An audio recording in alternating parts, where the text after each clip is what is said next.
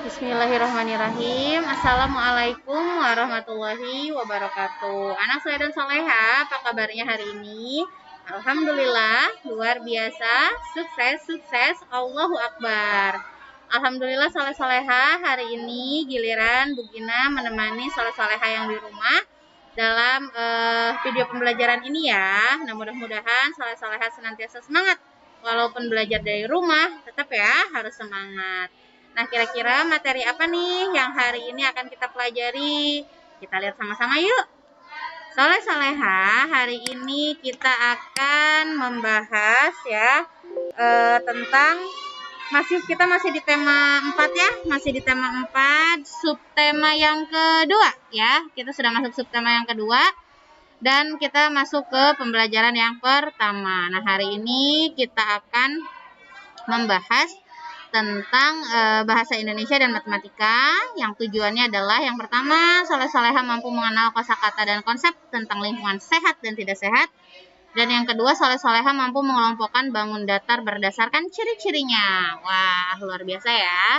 Kalau begitu langsung saja kita mulai dengan membaca Bismillahirrahmanirrahim. Oke, soleh-soleha, kita kembali lagi berdiskusi ya. Kita berdiskusi atau misalnya membahas tentang kosakata lingkungan sehat dan tidak sehat. Soleh-soleha sudah tahu ya, kata-kata mana yang berhubungan dengan lingkungan sehat dan tidak sehat ya. Oke, nah sekarang di halaman 41 ada teks nih antara Huda dan Fatih.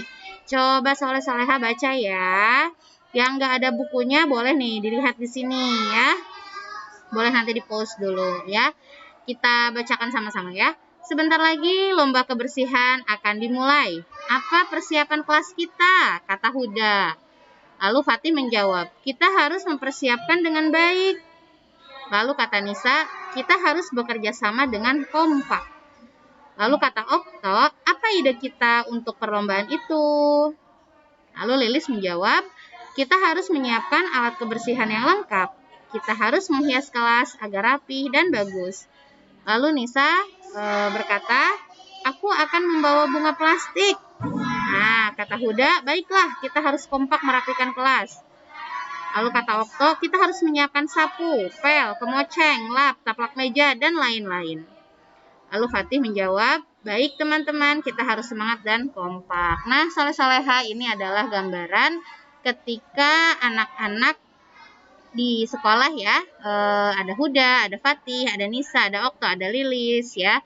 Mereka merencanakan strategi apa yang harus mereka lakukan supaya mereka bisa memenangkan lomba begitu ya.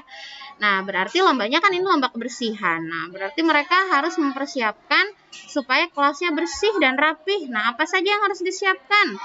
Ada yang bilang kita harus menyiapkan alat kebersihan yang lengkap. Ada yang bilang kita harus bawa bunga plastik. Oh, pokoknya kita harus kompak begitu. Nah, intinya adalah kekompakan. Nanti jika misalnya di sekolah ada lomba kebersihan, nah soleh-soleha juga harus kompak ya sama teman-teman. Nah, alhamdulillah kita beberapa kali ini sudah mulai piket. Nah, Bu Gina lihat soleh-soleha sudah mulai kompak satu sama lain ya dalam piketnya. Saling membantu, saling berbagi tugas ya, insya Allah kalian bisa bisa kompak begitu ya. Nah, sekarang tadi di percakapan tadi ada kata-kata sapu. Nah, soleh-soleha tahu nggak sapu itu apa? Tahu dong, sapu itu kan benda yang selalu ada di setiap rumah. Bu Gina yakin semua rumah yang ada penghuninya pasti punya sapu ya. Nah, sapu adalah alat yang terbuat dari ijuk. Itu kalau sapu ijuk. Nah, ada juga alat yang terbuat dari lidi. Kalau itu sapu lidi ya. Jadi ada sapu ijuk, ada sapu lidi. Nah, pasti di rumah soleh-soleha juga sudah punya sapu kan? Ya, pasti semua rumah punya. Yang kedua, kain pel. Nah, kain pel itu apa? Soleh-soleha tahu? Pastinya dong, kain pel adalah kain yang digunakan untuk mengelap lantai ya. Ada yang berbentuk lapnya ya. Ada juga yang pakai tongkat ya. Yang ada pakai tongkat. Ada yang lapnya aja, ada juga yang pakai tongkat. Tergantung soleh-soleha biasanya di rumah memakai apa gitu ya. Lalu yang ketiga adalah kemoceng. Soleh-soleha, tahu kan ya kemoceng apa? Kebetulan di kelas kita juga ada kemocengnya. Jadi pasti soleh-soleha juga sudah sering melihat kemoceng. Yaitu kemoceng adalah pembersih debu ya. Lalu setelah itu ada lap. Lap itu tahu ya soleh-soleha ya. Lap itu nama kata lainnya adalah penyeka begitu ya. Jadi yang untuk menyeka, yang untuk membersihkan gitu ya, mengelap begitu. Dan yang berikutnya adalah taplak meja. Nah, kalau taplak meja adalah kain penutup meja. Jadi supaya mejanya terlihat lebih rapi, ya ditutupin tuh pakai kain yang disebut dengan taplak meja. Ya. Oke, ini pasti nih salah-salah sudah tahu semua ya. Nah, sekarang coba pasangkan nama alat dan maknanya yang ada di buku paket halaman 41. Nanti yang tidak ada bukunya, Bu Gina fotokan ya. Oke deh, kalau begitu sekarang kita lanjut mengelompokkan bangun datar. Oke, lihat deh soleh-soleha. Ada gambar apa ini ya? Gendang gitu ya. Nah, yang atas gendang dan kalau yang bawah itu seperti alat musik tifa ya. Jadi ini alat musik tifa ya. Dia juga sama dipukul tapi di atasnya ya. Kalau gendang itu di sampingnya. Nah, biasanya yang dipukul yang ininya. Ini yang dipukul ya. Coba soleh-soleha masih ingat dengan sisi, sudut, dan titik sudut yang kemarin di sekolah sudah kita jelaskan ya, apa bedanya sisi, apa bedanya sudut dan titik sudut. Alhamdulillah soleh-soleha kemarin yang sekolah paham begitu ya. Nah, sekarang kita amati. Nah, permukaan dinding tifa yang ini ya, itu ternyata ada pola bangun datarnya ya. Jadi di sini ada segitiga ya. Dan di sini ada bentuk layang-layang ya. Nah, bentuk layang-layang ini ada 4 sisinya. 1 2 3 4. Jadi dia disebut segi 4 ya. Nah, sekarang bagaimana dengan yang ini? Kalau ini ada berapa sisinya? 1 2 3 4 5. Maka kita sebut segi 5. Lalu bagaimana dengan yang ini? Kita hitung sisinya. 1, 2, 3, 4, 5, 6. Maka kita sebut segi 6. Nah, sekarang berapa banyak sisi sudut dan titik sudut bangun yang ada di atas? Sudah tahu ya. Untuk sisinya tadi ada 5. Untuk sudutnya apa yang kemarin Bu Gina bilang? Pojokan. Ya, pojokannya nih. 1, 2, 3, 4, 5. Ya. Dan untuk titik sudutnya titik-titikin 1, 2, 3, 4, 5 ya. Oke, saya sudah tahu ya semua di sana ya. Nah, jadi ini ya, sisinya ada 5, sudutnya ada 5, dan titik sudutnya juga ada 5. Begitupun yang ini ya. Ini hanya mereview yang kemarin kita pelajari di sekolah ya. Ini juga sisinya ada 6, sudutnya ada 6, titik sudutnya ada 6 ya. Insya Allah soleh-soleha yang kemarin sekolah sudah paham ya. Bedanya sisi, sudut, dan titik sudut ya. Ini hanya mengulang. Nah, sekarang kita lihat nih. Di sini ada tantangan nih. Mana ya pointernya? Oke. Tentukan bangun datar sesuai dengan banyak sisi, sudut, dan titik sudutnya. Mana ya? Ini kita bilang kelompok apa ya? Kelompok 1 ya. Ini kita sebut kelompok 1. Nah, yang ini kita sebut kelompok 2 ya. Kelompok 1 adalah sisinya ada 3, sudutnya ada 3, dan titik sudutnya ada 3. Sedangkan kelompok 2, sisinya ada 4, sudutnya ada 4, dan titik sudutnya ada 4. Ya. Kita kelompokkan. Ya. Contohnya ini yang B. Yang B itu kan segitiga. Segitiga kan sisinya 3 ya. 1, 2, 3. Sudutnya 1, 2, 3. Titik sudutnya 1, 2, 3. Nah, berarti dia masuk kelompok 1 ya. Sekarang kelompok 2 coba ya. Kelompok 2 banyak sisinya ada berapa? 1, 2, 3, 4. Ada 4 sisinya. Sudutnya ada berapa? 1, 2, 3, 4. Oke, sudutnya ada 4. Titik sudutnya ada berapa? 1, 2, 3, 4. Nah, berarti A kelompok yang 1 atau yang 2? Yang 2. Kelompok ini ya. Oke. Nah, kita coba sekali lagi ya. Sekali lagi yang C nih. Ada berapa nih sisinya? 1, 2, 3, 4. Sudutnya 1, 2, 3, 4, titik sudutnya 1, 2, 3, 4. Nah, berarti dia masuk kelompok 2. Seperti itu ya. Insya Allah soleh-soleha bisa ya. Ini Bu Gina skip aja ya, Bu Gina lewat aja ya. Insya Allah nanti soleh-soleha bisa berlatih di rumah ya. Tinggal di pause video ini. Nah, lalu soleh-soleha hitung deh ya.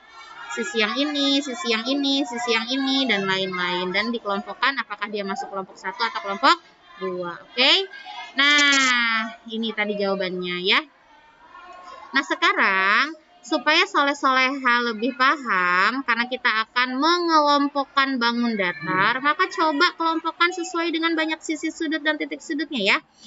Jadi kita kelompokkan ke yang pertama, bangun datar berbentuk segi 4. Artinya apa? Ketika kita berbicara segi 4, berarti sisinya ada 4. Ya. Nah, mana yang sisinya ada 4? Yuk, masukin ke sini, kategorikan ya. Dan untuk kategori yang kedua, yaitu bangun datar berbentuk segitiga. Coba ya, di antara nomor 1 sampai nomor 7, mana yang termasuk segi 4 dan mana yang termasuk segitiga. Ya, nomor berapa saja? Ini sudah dikasih contoh. Untuk bangun datar berbentuk segi 4, contoh yang pertama adalah nomor 1. Nah, sekarang untuk bangun datar berbentuk segitiga, Bu Gina kasih contoh ya. Yang mana ya? Yaitu nomor 2. Ada 3 nih. 1, 2, 3. Nah, berarti ini nomor 2 contohnya ya. Nomor 2 gitu. Oke? Nah, silahkan ya soleh-soleha dikerjakan di buku tulis ya untuk mengelompokkan ini ya. Salah. Oh, ini ya. Nah, ini tugasnya yang ini. Berlatih kerjakan di buku tulis ya. Yang pertama adalah tentukan bangun datar yang sesuai dengan banyak sisi sudut dan titik sudutnya. Nah, ini soalnya ya. Nanti di pause saja dulu ya. Atau nanti Bu Gina juga akan kirim gambar ini untuk di-upload di Google Classroom ya. Jadi ini dikerjakan di buku tulis. Yang pertama kelompokkan sesuai dengan kelompok mana. Nah, ini kelompok 1. Ini kelompok 2. Ya, nanti mana saja yang kelompok 1? Misalkan kelompok 1 D. Mana lagi yang termasuk kelompok 1? Ya, kelompok 2. Mana yang termasuk kelompok 2 ya, Bang? Yang ini nih di antara A, B, C, D dan E. Lalu berikutnya kelompokan yang seperti tadi yang ini ya. Nah, maaf. Nah, mana yang berbentuk segi 5 dan mana yang berbentuk segi 6 ya. Ini tugasnya. Oke, nanti Bu Gina akan upload di Google Classroom ya.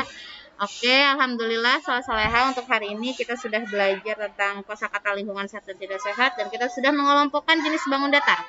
Jadi tugas hari ini tentu saja yang pertama memasangkan kosakata dan artinya di halaman 41 tema 4 dan untuk matematikanya silahkan untuk mengelompokkan jenis bangun datar.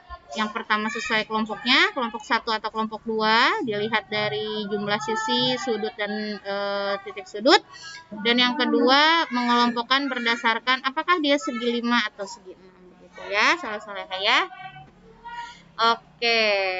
Nah, soleh-soleha itu tadi ya pembelajaran kita hari ini. Jika ada yang kurang jelas, silahkan soleh-soleha boleh tanyakan ke Bu Gina ya. Misalkan Bu ini tugasnya diapain sih gitu ya, takut misalnya soleh-soleha bingung gitu ya. Oke, kalau begitu soleh-soleha, terima kasih untuk hari ini. Semoga soleh-soleha senantiasa sehat di rumah. Jangan lupa tugasnya dikerjakan ya. Besok ketika PTM di sekolah Bu Gina akan periksa ya.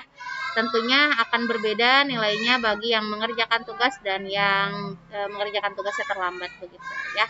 Oke deh, soleh-soleha kalau begitu terima kasih. Kita akhiri dengan mengucapkan hamdalah, alhamdulillahirabbil alamin. Istighfar 3 kali, astagfirullahalazim, astagfirullahalazim, astagfirullahalazim, dan kafaratul majelis. Subhanaka Allahumma wa bihamdika asyhadu an la ilaha illa anta astaghfiruka wa atubu ilaik. Bu Gina pamit dulu ya soleh-soleha ya. Tetap semangat. Wassalamualaikum warahmatullahi wabarakatuh. Dadah.